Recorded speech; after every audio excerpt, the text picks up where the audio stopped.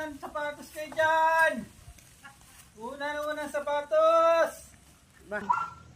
Tapos yung sapatos magkano? Ay conforme sa klase. Ayan o mga... Tapos magkano yung sapatos? Tingnan mo kung yung magugustuhan. Ano lang yan? 200 isa. Ano yan? Second hand na. Ganda eh.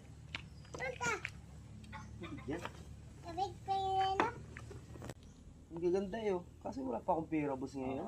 Sa sunod na balik at mayroon ulit akong bagong parating na sapatos na ano. Reserve mo na kayo sa akin na rin, isang na rin. Ay, mahirap pag-reserve at baka may makabili ba? Pagbalik ko na lang. Oo, pag ko na eh. Ang pera ngayon eh. Yung unan mo, magkano? Ay, 50 lang ang isa niyan. Kwenta ang isa.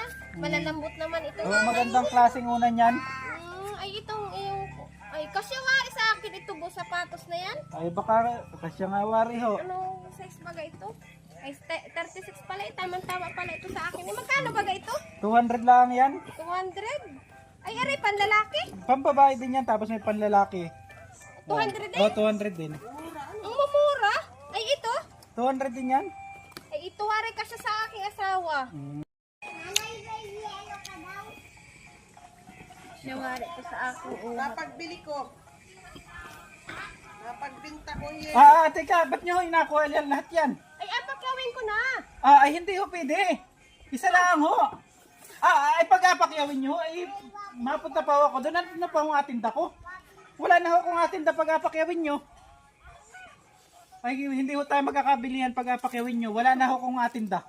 Akin na yung unan. At ano, akin na ho yan, akin na. Hindi ho. Ay nako. Ay apakyawin? Ay wala na akong atinda, hindi ho. Malaki din yan. Tama na magtitinda